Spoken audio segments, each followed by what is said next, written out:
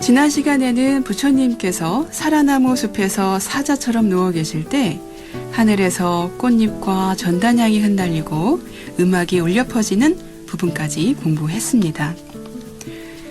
그때 부처님께서는 그렇게 당신께 꽃 공양을 올리고 향 공양을 올리고 음악 공양을 올리는 것에 대해서 아난다 존자를 불러서 이렇게 말씀을 하셨습니다. 아난다여, 이러한 꽃과 음악과 향을 올리는 것은 열애를 진정으로 존경하고 존중하고 숭상하고 예배하는 것이 아니다. 비구나 비구니나 청신사나 청신녀가 출세간법에 이르게 하는 법을 닦고 합당하게 도를 닦고 법을 따라서 행하며 머무는 것이 참으로 최고로 열애를 존경하고 존중하고 숭상하고 예배하는 것이다. 그러므로 아난다여, 여기서 우리는 출생한법에 이르게 하는 법을 닦고 합당하게 도를 닦고 법을 따라서 행하며 머물러야 한다. 네, 여기서 부처님께서 말씀하신 출세간법의 사전적 의미는 생멸 변화하는 미혹한 세상을 벗어나 해탈의 경지로 들어감을 말합니다. 그와 반대되는 말은 세간법이라는 것인데요. 이것은 일체 생사의 법을 뜻합니다. 다시 말하면 세간이라고 하는 것은 번뇌와 욕망에 속박된 미망의 세계를 말하고요. 출세간이란 번뇌와 욕망으로부터 벗어난 깨달음의 세계를 지칭하는 것입니다. 세간은 중생들의 정신적인 단계나 수행의 정도에 따라서 생사윤회를 거듭하면서 살아가는 세계를 의미하는 3계, 즉 욕계, 색계, 무색계와도 일맥상통한다고 합니다. 출세간은 생사윤회의 세간을 뛰어넘는 경지를 말합니다. 이런 점에서 세간과 출세간은 물질적인 세계가 아닌 정신적인 세계나 그 경계를 의미하는 것으로 이해하시면 됩니다. 네, 그 다음은 우빠와나 장로에 관한 이야기가 이어집니다. 우빠와나 장로는요, 부처님께서 사와띠의 제타숲에 머무실 때 부처님의 위엄에 감동하여 출가한 부유한 바라문 출신의 장로였습니다. 그런 우빠와나 존자가 부처님 앞에 서서 부처님께 부채를 붙여드리고 있었던 것이지요. 그래서 부처님께서 우빠와나 존자에게 비구여 저리로 가거라, 내 앞에 서지 말라고 하시면서 조금 달가워하지 않는 그런 말씀을 하셨습니다. 그래서 아난다 존자가 부처님께 질문을 올리게 됩니다. 세존이시여, 우빠와나 존자는 오랜 세월 세존의 시자로 항상 임석해 있었고 세존을 항상 곁에 모시고 살았습니다.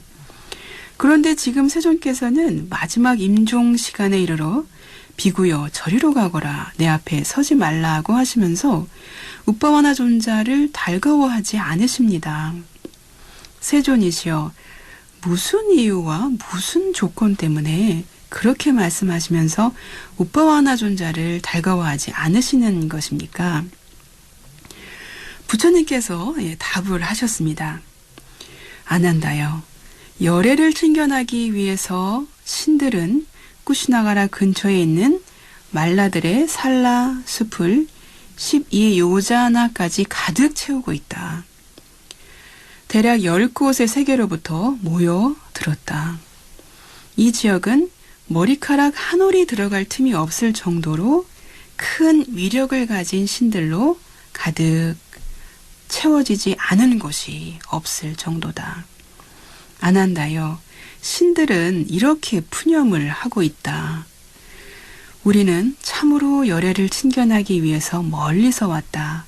참으로 드물게 열애, 아라한, 정등각께서는 세상에 태어나셨다. 오늘 밤 삼경에 그런 열애의 반열반이 있을 것이다. 그런데 이 큰 세력을 가진 비구가 세존의 앞에 서서 맡고 있어서 우리는 마지막 임종 시간에 열애를 친견할 수가 없구나라고 하는 소리를 내가 들었다라고 말씀을 하시는 겁니다. 12요자나라고 하는 것은요. 1요자나가 11km라고 하네요. 그래서 12요자는 132km의 거리에 가득 그 신들이 부처님을 친견하러 가득 메우고 있다는 말씀입니다. 그러시면서 계속 말씀을 이어가십니다. 아난다여, 허공에서 땅을 창조하여 땅의 인식을 가진 신들이 또한 땅에서 땅을 창조하여 땅의 인식을 가진 신들이 머리카락을 뜯으면서 울부짖고 손을 마구 흔들면서 울부짖고 다리가 잘린 듯이 넘어지고 이리 둥글고 저리 둥글고 하면서 세존께서는 너무 빨리 반열반을 하시는구나.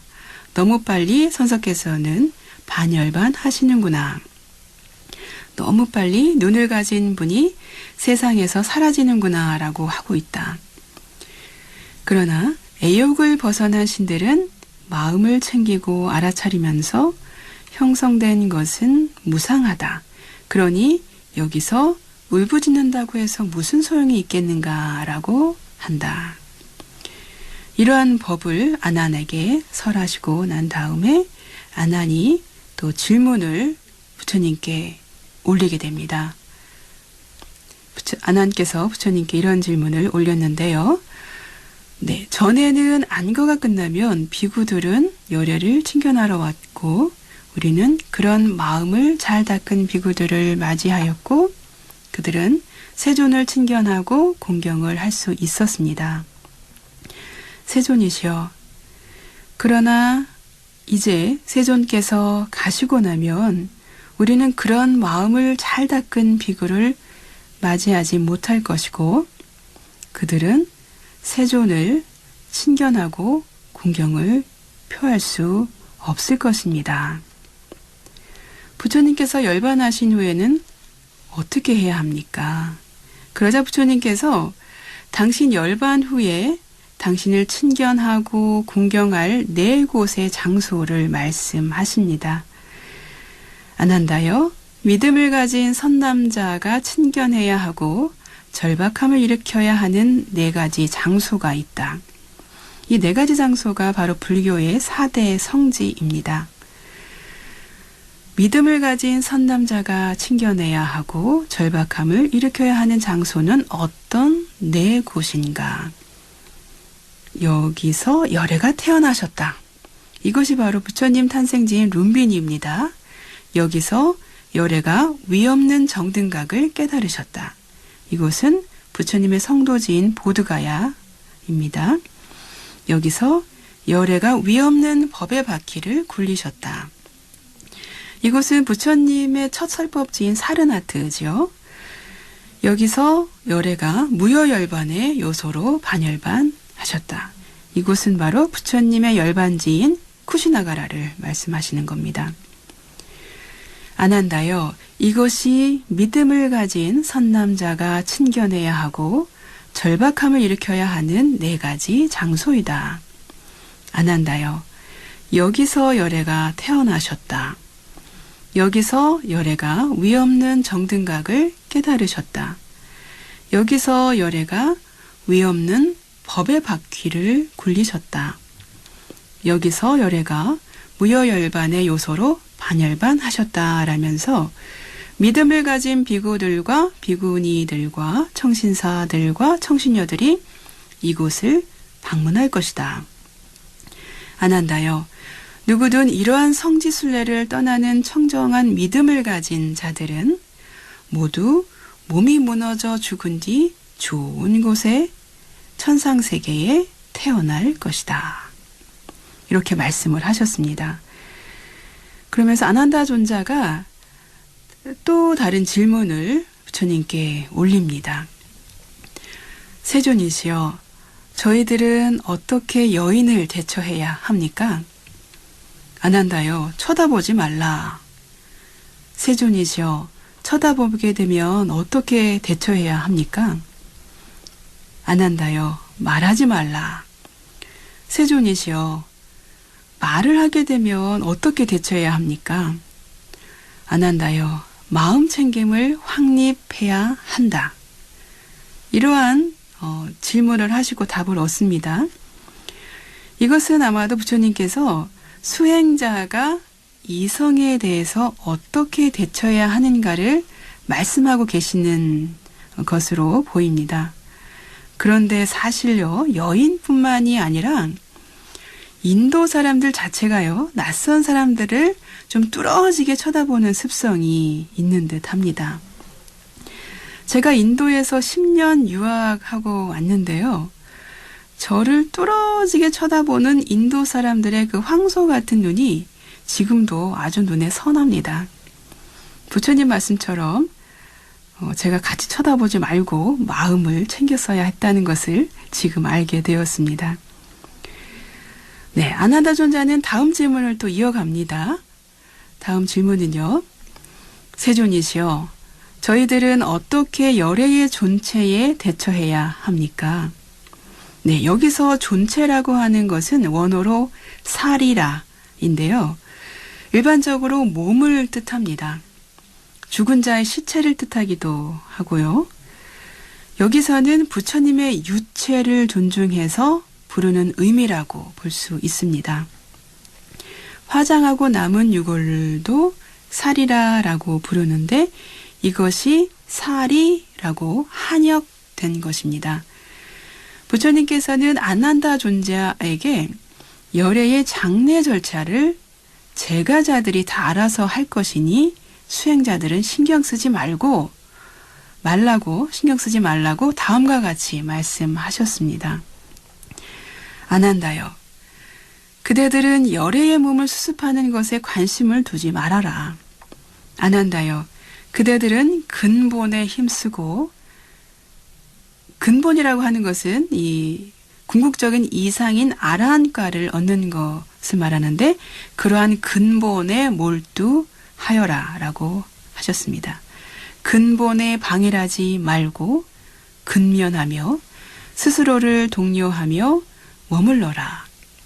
아난다여, 열애에 청정한 믿음이 있는 크샤트리아 현자들과 바라문 현자들과 장자 현자들이 열애의 몸을 수습할 것이다.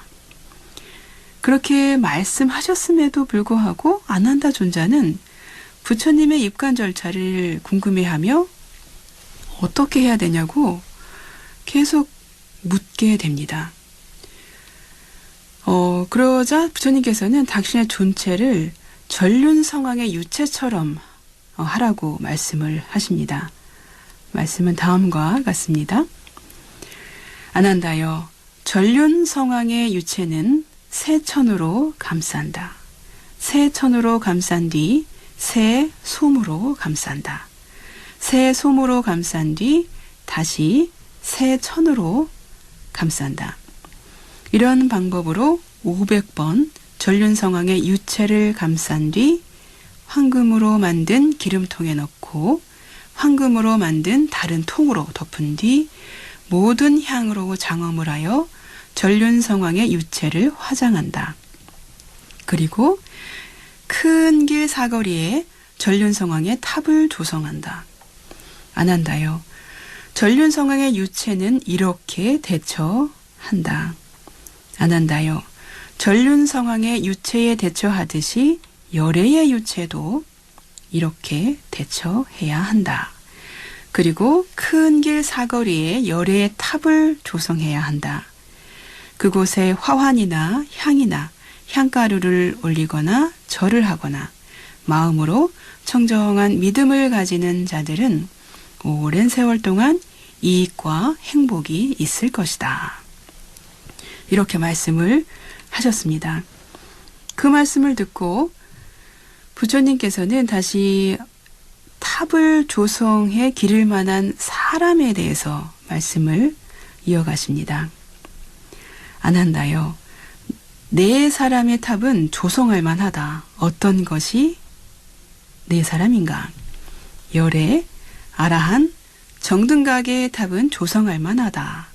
벽지불의 탑은 조성할 만하다. 열애의 제자의 탑은 조성할 만하다. 전륜성왕의 탑은 조성할 만하다. 안 한다요. 그러면 어떤 이익이 있기 때문에 열애, 아라한, 정등각의 탑은 조성할 만한가? 안 한다요. 이것은 그분, 세존, 아라한, 정등각의 탑이다라고 많은 사람들은 마음으로 청정한 믿음을 가진다. 그들은 거기서 마음으로 청정한 믿음을 가지고서 몸이 무너져 죽은 뒤 좋은 곳 천상세계에 태어난다. 안 한다요. 이런 이익이 있기 때문에 열애, 아라한, 정등각의 탑은 조성할 만하다. 네, 계속해서 똑같은 패턴으로 질문과 답을 이어가십니다. 안 한다요? 그러면 어떤 이익이 있기 때문에 벽지불의 탑은, 열애의 제자의 탑은, 전륜성왕의 탑은 조성할 만한가? 안 한다요. 이것은 그분 벽지불의 탑이다. 이것은 열애의 제자의 탑이다.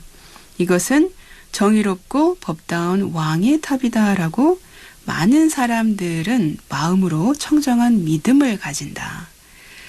그들은 거기서 마음으로 청정한 믿음을 가지고서 몸이 무너져 죽은 뒤 아주 좋은 곳 천상세계에 태어난다. 안 한다요. 이런 이익이 있기 때문에 벽지불의 탑은 조성할 만하다. 네, 여러분들도 절에 가시면 탑돌이 하시지요? 네, 탑돌이를 하면 이렇게 좋은 공덕이 있습니다. 죽어서 아주 좋은 것에 태어난다고 부처님께서 말씀하고 계십니다. 탑돌이를 꼭 해야겠네요. 이렇게 이것저것 마지막 질문을 올리던 아나한다 존자께서 방으로 들어가서 문틀에 기대어서 이렇게 생각을 하는 거예요. 나는 아직 유학이라서 더 닦아야 할 것이 있다. 그러나 나를 연민해 주신 스승께서는 이제 반열반을 하실 것이다 라면서 막 울고 있는 거예요. 네, 여기서 잠깐 유학이라고 하신 말씀이 원어가 세카인데요. 문자 그대로 배우는 자라는 뜻입니다. 불교에서는 예류자, 흐름에 든 자, 일례자, 한 번 오는 자, 불환자, 다시는 오지 않는 자의 성자를 유학이라고 부릅니다.